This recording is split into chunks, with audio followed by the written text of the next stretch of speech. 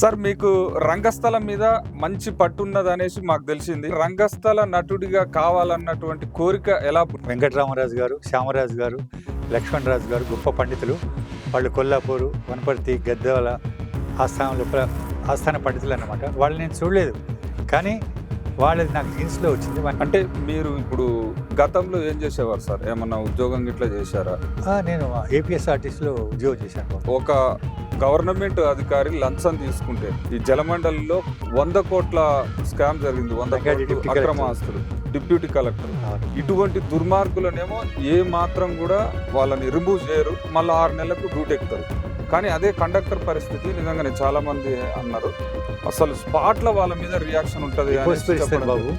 వాళ్ళకి డిపోజిట్ ఇస్తారు, సస్పెండ్ అంటే ఎందుకు ఇంతలా వ్యత్యాసం ఎందుకు? ఆర్టీసీ అంటే అంత చులకన? అంటే భారతీయుని ఉట్టడం ఎంత అదృష్టమో తెలుగువాడిగా ఉట్టడం ఇంకా ఇంకా అదృష్టం. అన్నమయ్య మనవాడు, త్యాగరాజు మనవాడు, భద్రాచార్య రామదాస్ గారు మనవారు, బాలమురళీకృష్ణ గారు, తర్వాత ఘంటసాల వెంకటేశ్వరరావు గారు. ఈ విధంగా చెప్పుకుంటూ పోతే తెలుగువాడిగా ఉట్టడం మన యొక్క అదృష్టం. ఎందుకంటే మీ గురించి నేను ఒక విషయం చెప్తాను. రవి చూడని చోటును కవి చూస్తాడు, రవి కవి చూడని చోటును ఎలక్ట్రానిక్ మీడియా, ప్రింట్ మీడియా చూస్తుంది. మీరందరూ కూడా ఈ విషయాలు తెలుసుకోవాలి. చాలా మంచి ప్రశ్న ఇస్తుంది. ముఖ్యంగా ఆర్టీసీ గురించి చెప్పాలంటే మీకు ఒక విషయం చెప్తాను బాబు. స్కూటర్ మీద ఎంతమంది ఎక్కాలి? ఇద్దరు కంటే ఎక్కితే ఛాలెంజ్ చేస్తారు పోలీసులు. ఓకే, ఆటోలో మిమ్మల్ని అడుగుతున్నా ప్రశ్న జవాబు చెప్పాను. ఆటోలో ఎంతమంది ఎక్కాలి? చాలా కరెక్ట్. ఓకే, ఆర్టీసీ బస్సు లోపల ఎంతమంది ఎక్కాలి? సీటింగ్ కెపాసిటీ 45 ఉంటుంది. స్టాండింగ్ 10 మంది, 45 + 10 50 60. ఓకే, కానీ ప్రస్తుతము అక్కడ ఏపీఎస్ఆర్టీసీ కానివ్వండి, ఇక్కడ టీజీఎస్ఆర్టీసీ కానివ్వండి, సెంచరీ రీచ్ అవుతుంది సార్. సాంప్రదాయ కళల మీద మీ యొక్క అభిప్రాయం సార్? ఎందుకంటే కళారంగంలో ఎక్కువ కాలం కొనసాగారు కాబట్టి దానిపైన మీ అభిప్రాయం. వేద ముఖులతోడ వేద ఘోషలతోడ విలసిల్లినట్టిది వేద భూమి.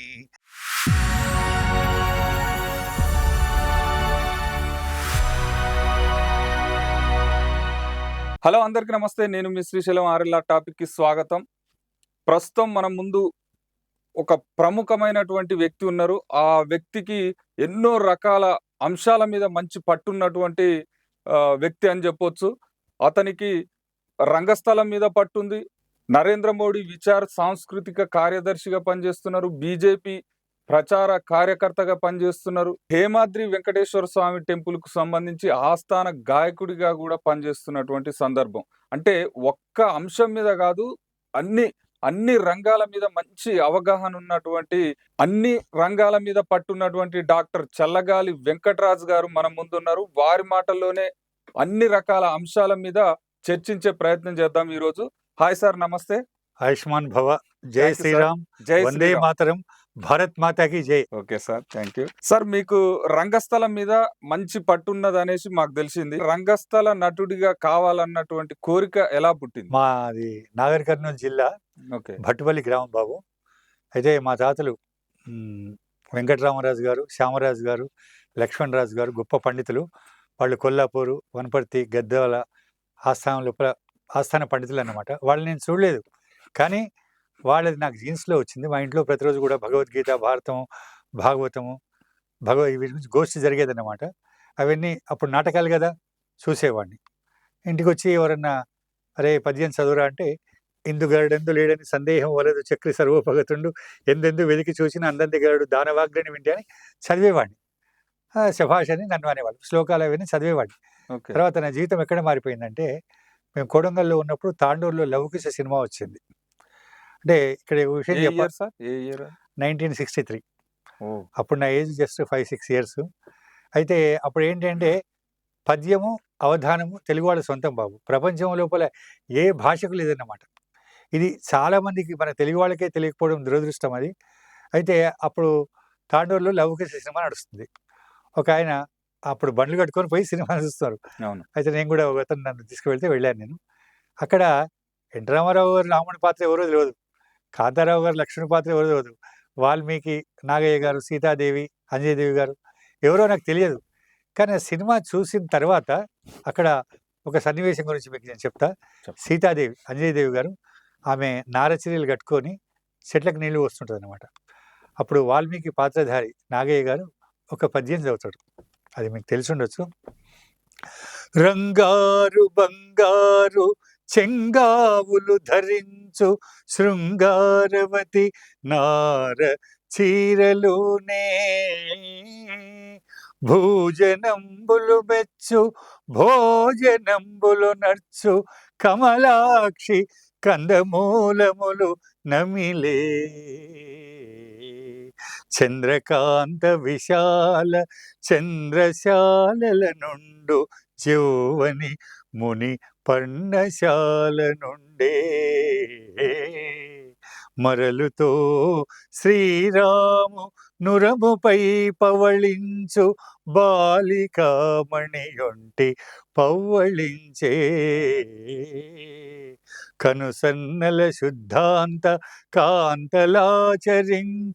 సేవలు మెచ్చని కాంచనాంగి యుగ్గే ముని ముగ్ధ కాంత కృతోపచార విధికి ఎంతన సాధ్యంబు విధికి గలదే ఏ ఏ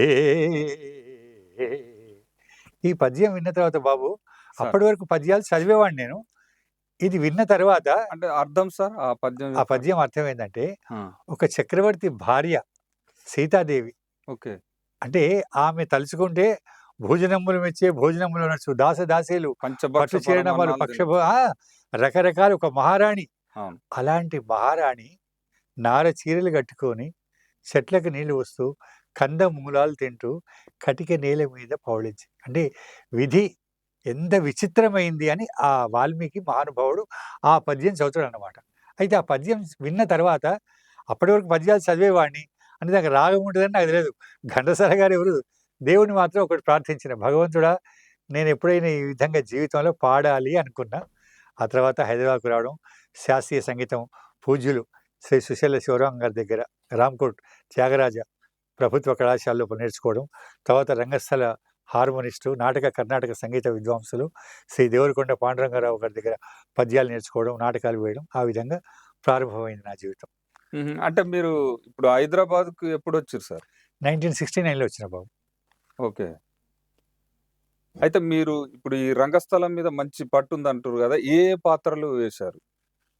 చాలా పాత్రలు వేసిన బాబు. షాద్‌నగర్‌లో మేము 1966లో ఉన్నప్పుడు విచిత్రమైన విషయం ఏంటంటే, భక్త ప్రహ్లాద లోపల హిరణ్యకశిపుని వేషం వేసిన. ఆ అమ్మ! చిన్న వయసు లోపల, అప్పుడు నా ఏజ్ జస్ట్ 8 ఇయర్స్ అట. ఓకే. భక్త ప్రహ్లాద సినిమా మీరు చూసుండొచ్చు. అవును సార్. చాలా అద్భుతమైన పద్యాలు, అద్భుతమైన పాత్రలు.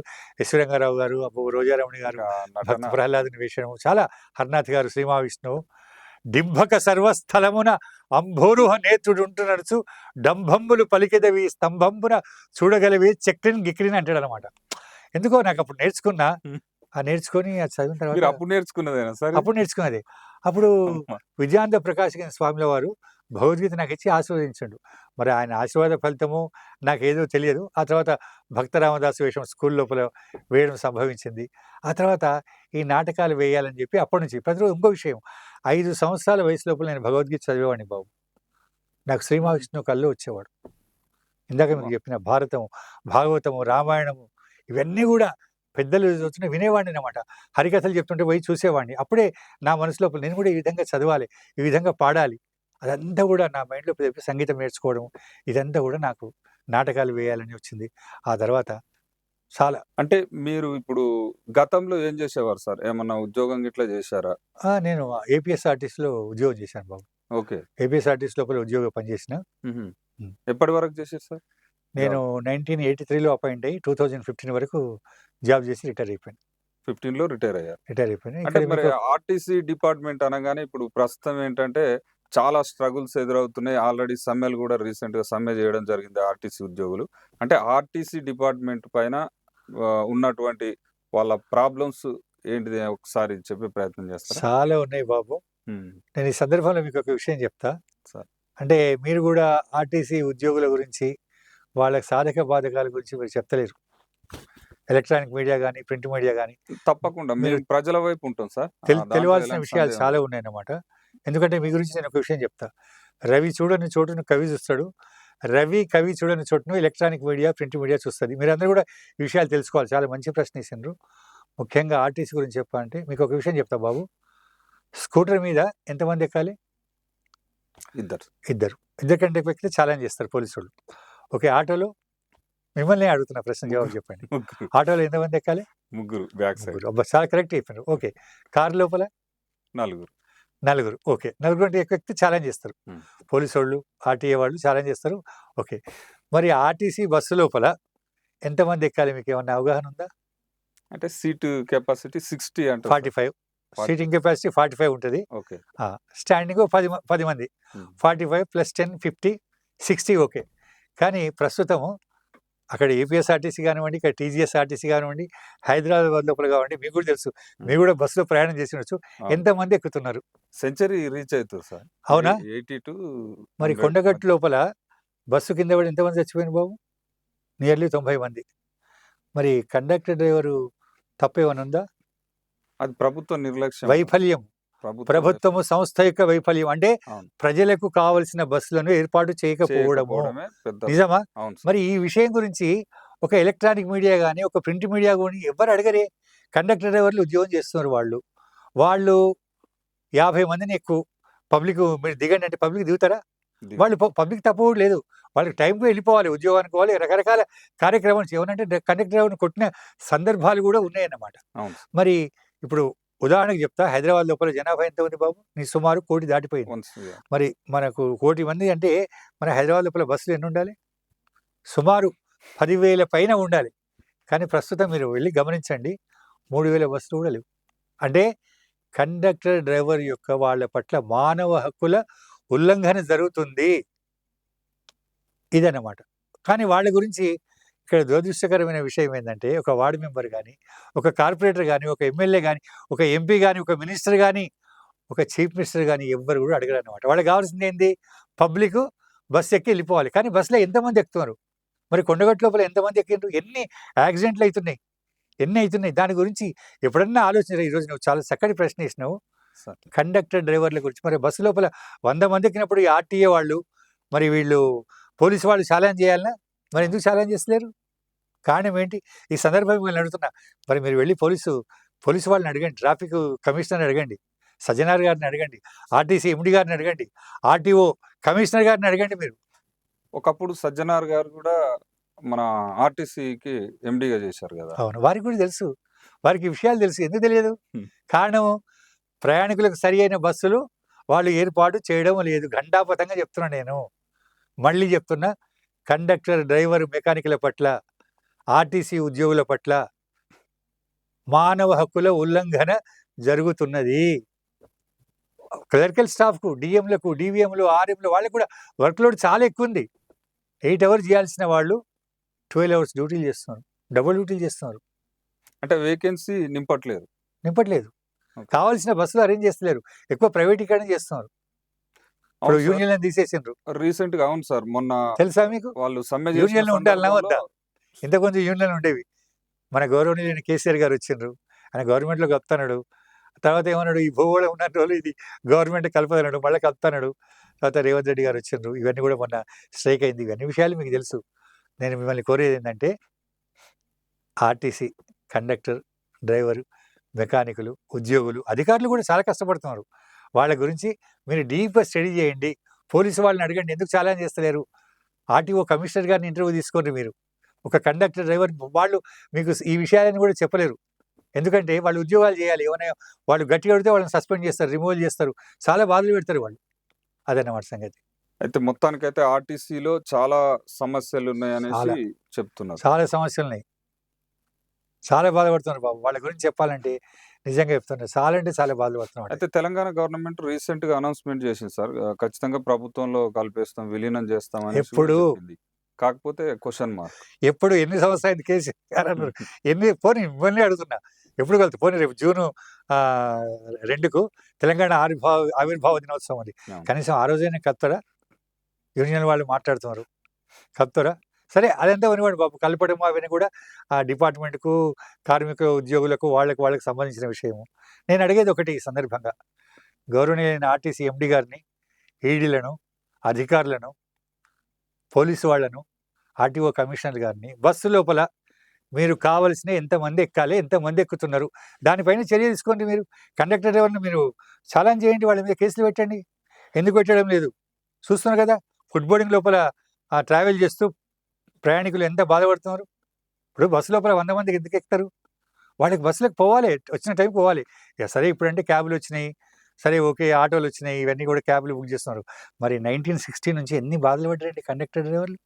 అప్పుడు ఈ క్యాబ్‌లు ఇవన్నీ మెట్రోలు ఇవన్నీ లేవు గదా! ఇప్పుడు కూడా బాధపడుతున్నారు. మీరు చూడండి. మీరు పోయి వ్యక్తిగతంగా మొత్తం సర్వే చేయండి. చాలా ఇబ్బంది ఉంది సార్. ఎందుకంటే చాలా. చూస్తున్నాం కదా మేము మరి దీని బస్సులో. గురించి ఎప్పుడన్నా మీరు ఈ సబ్జెక్ట్ గురించి ఎవరైనా మీ ఛానల్ లోపల చేసిండ్రా బాబు? మేము వీడియోస్ చేసినాం కదా సార్. ఏం చేసిండ్రు? సమ్మె చేసినప్పుడు ఆ! చాలా ఇబ్బంది సమ్మె ఉందనేసి కాదు. డిపార్ట్మెంట్ కండక్టర్, డ్రైవరు, బస్సులు ప్రయాణికులు ఎంతమంది ఎక్కాలి, ఎంతమంది ఎక్కకూడదు, దీని గురించి పోలీసోళ్ళు ఎందుకు చాలాన్ చేయడం లేదు, ఆర్టీఓ వాళ్ళు చర్య ఎందుకు తీసుకోవడం లేదు, నాకు కావాల్సింది ఇదన్నమాట. ఖచ్చితంగా ఈ పాయింట్ మీద మేము ఆర్టీసీ ఎండీ గారు ఖచ్చితంగా నాగిరెడ్డి గారి దగ్గరికి వెళ్ళండి, ప్లాన్ చేస్తాం ఆర్టీఓ సార్. కమిషనర్ గారి దగ్గరికి వెళ్ళండి, పోలీసులను అడగండి, సజ్జనార్ గారిని అడగండి. సజ్జనార్ గారు చాలా మంచి వ్యక్తి. ఆయన మీకు ఇంటర్వ్యూ ఇస్తాడు. వెళ్ళి అడగండి ఇవన్నీ కూడా. ఓకే. బస్సులు ఎన్ని కావాలి? తెలంగాణ లోపల ఎన్ని డిపోలున్నాయి? ఎన్ని బస్సులు కావాలి? ప్రయాణికులు ఎంతమంది ఉన్నారు? వాళ్ళకి ఎంతమంది మీరు అరేంజ్ చేస్తున్నారు? ఇంకో సంగతి ఆర్టీసీ, ఏపీఎస్ఆర్టీసీ గిన్నీస్ బుక్ లోపల ఎంటర్ అయింది. జాతీయంగా, అంతర్జాతీయంగా ఇంధన పొదుపు లోపల చాలా బహుమతిని పొందింది. దానికి కారణం ఎవరు తెలుసా? అధికారుల ప్రణాళిక, కార్మికోద్యోగుల కృషి ఇదన్నమాట. అవును. అది. ఎంప్లాయీస్ పర్ఫెక్ట్‌గా వాళ్ళ డ్యూటీ కృషి. చేస్తేనే కదా సార్. వాళ్ళు అది. 100% అదన్నమాట. కృషి ఇవన్నీ కూడా చేశారు కాబట్టి అడగండి. సజ్జనార్ గారిని అడగండి, ఆర్టీసీ ఎండీ గారిని అడగండి, గొప్ప ఈడీలున్నారు. తర్వాత మీరు ఇంకా పోలీసు వాళ్ళని అడగండి. మరి బస్సు లోపల ఎంతమంది ఎక్కాలి? ఎంతమంది ఎక్కుతున్నారు? ఇది చాలా ముఖ్యమైన ప్రశ్న బాబు.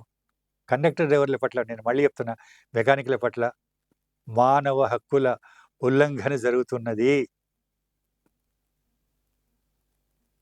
నేను ఇంకో విషయం చెప్తా. సార్. ఇక్కడ సందర్భం వచ్చింది కాబట్టి కండక్టర్ డ్రైవర్ల నుంచి ఇంకో విషయం చెప్తా. బస్సులు తనిఖీ అధికారులు చెక్ చేస్తారు కదా! అవును సార్. వాళ్ళు క్రియేట్ చేసి కేసు రాస్తారు తెలుసా మీకు? ఇంకో సంగతి బస్సులో 90 మంది ఉంటే వాళ్ళు కెపాసిటీ ఎంత ఇస్తే తెలుసా? 40, 50 ఇస్తారు. 40, 50 మాత్రమే ఇస్తారు. హ్మ్. ఇంకో విషయము, సపోజ్ ప్రయాణికుడు పంజగుట్టగా ఎక్కిండు, వాడు టికెట్ తీసుకోలేదు. ఇప్పుడు కండక్టర్ అయితే దేవుడు కాదు కదా! వాళ్ళు కేసు రాసేటప్పుడు ఏం రాస్తారు తెలుసా? నువ్వు కోటి దగ్గర ఎక్కినావని కేసు రాస్తారన్నమాట. కండక్టర్ ఏమన్నా అడిగితే నువ్వు ఇన్సబార్డినేషన్ అంటారు. ఇన్సబార్డినేషన్ అంటే నువ్వు మాకు సహకరిస్తలేవు. డీఎం చెప్తే డీఎం రిమూవ్ చేస్తారన్నమాట. అంటే వాళ్ళకి కాళ్ళు చేతులు కట్టేసి కేసులు రాస్తారన్నమాట. అన్యాయంగా కేసులు రాస్తారు. చాలా చాలా బాధలు ఉంటాయి. మీరు అన్నట్లు ఇప్పుడు అంటే ఈ ఇన్సిడెంట్ గురించి ఆలోచిస్తే, ఇప్పుడు ఎగ్జాంపుల్ సార్ ఒక గవర్నమెంట్ అధికారి లంచం తీసుకుంటే, చిన్న ఉదాహరణ ఎందుకంటే ఈ జలమండలిలో 100 కోట్ల స్కామ్ జరిగింది. 100 రంగారెడ్డి కోట్లు డిప్టీ అక్రమ కలెక్టర్. ఆస్తులు. Deputy collector. అవును. ఇటువంటి దుర్మార్గులనేమో ఏ మాత్రం కూడా వాళ్ళని రిమూవ్ చేయరు. మళ్ళా 6 నెలలకు డ్యూటీ ఎక్కుతారు. కానీ అదే కండక్టర్ పరిస్థితి నిజంగానే చాలా మంది అన్నారు. అసలు స్పాట్‌లో వాళ్ళ మీద రియాక్షన్ ఉంటది డిపోస్ అనేసి పేరు ఇస్తారు చెప్పడం బాబు. జరిగింది.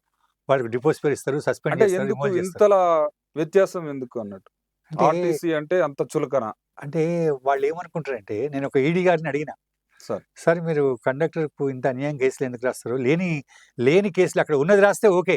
కానీ లేనిది క్రియేట్ రాసి చేస్తున్నారు ఎందుకంటే ఆయన ఘనత వహించిన మహానుభావుడు. ఆయన పేరు ఎందుకని ఏమంటాడు తెలుసా?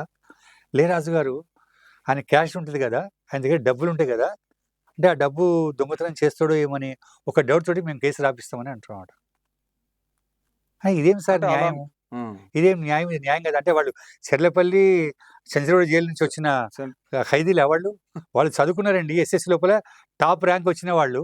మినిమమ్ క్వాలిఫికేషన్ ఎస్ఎస్‌సి ఉండాలి. అవును. మరి అటువంటి వాళ్ళకి చాలా అన్యాయం, చాలా మేము ఫైట్ చేసినాం. అయితే వాళ్ళ యొక్క ఇంటెన్షన్ అదన్నమాట. అంటే కండక్టర్ అంటే ఒక విధమైన అసహ్యమైన భావన. దీని గురించి మీరు బాగా నేను మళ్ళీ చెప్తున్నా బాబు, ఈ తప్పకుండా సార్. కండక్టర్ డ్రైవర్ల గురించి ఒక వార్డ్ మెంబర్ గాని, ఒక కార్పొరేటర్ గాని, ఒక ఎమ్మెల్యే గాని, ఒక ఎంపీ గాని, ఒక మినిస్టర్ గాని, కనీసం మీ ఛానల్ ద్వారా అన్నా సరే ముఖ్యమంత్రి గారిని కూడా నేను కోరేది ఏందంటే ట్రాన్స్‌పోర్ట్ మినిస్టర్ గారిని, ఇదంతా మీరు డీప్‌గా స్టడీ చేయండి. వీళ్ళు కండక్టర్ కూడా మనవాళ్ళే అండి. భారతీయ పౌరులు, తెలుగు వాళ్ళు, భారతీయ పౌరులు వాళ్ళు. విదేశాల నుంచి వచ్చి వాళ్ళకి మానవ హక్కుల ఉల్లంఘన జరుగుతుంది. దాన్ని గమనించాలనా వద్దా? ప్రయాణికులు సరియైన బస్సులు నడపండి మీరు. ఇవన్నీ చేయండి, మీరు చేయాలి మీరు. Okay sir. అంటే ఇప్పుడు సాంప్రదాయ కళల మీద మీ యొక్క అభిప్రాయం సార్. ఎందుకంటే కళారంగంలో ఎక్కువ కాలం కొనసాగారు గాబట్టి దానిపైన మీ అభిప్రాయం. బాబు, ఇక్కడ మీకు పద్య రూపంలో ఒకటి చెప్తా. మనం ఏ జన్మలో ఏ పుణ్యం చేసినామో భారతీయులమై పుట్టాం. వేద ముఖులతోడ వేద ఘోషలతోడ విలసిల్లినట్టిది వేద భూమి. రతనాల రాసులన్ రమణీయ శోభతో ప్రసవించినట్టిది రత్నభూమి. మిసమిసలాడిన పసిడి పంటలతోడ భాసురంబైనది భరత భూమి. విజయలక్ష్మిని గొన్న వీరులందరితోడ వెలుగొందినట్టిది వీరభూమి. నిఖిల విఖ్యాత కళలకు నిలయ భూమి. అట్టి సద్భూమిలో మమ్ము పుట్టించితివి తద్రుణము తీర్పా వందనమ్ములు సేతుమో భరతమాత.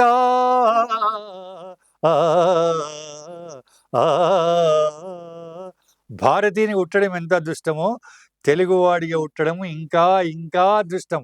అన్నమయ్య మనవాడు, త్యాగరాజు మనవాడు, భద్రాచల రామదాస్ గారు మనవారు, బాలమురళీకృష్ణ గారు, తర్వాత ఘంటసాల వెంకటేశ్వరరావు గారు.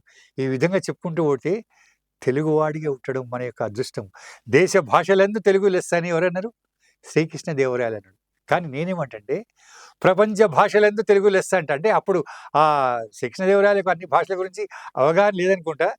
ఎందుకంటే తెలుగు భాషలోని మాధుర్యం ఎంత గొప్పదంటే పంచామృతంతో సమానం. పాలు, పెరుగు, తేనె, నెయ్యి, చక్కెర కలిపితే ఎంత మధురంగా ఉంటుందో ఆ మధురమైన భాష తెలుగు భాష.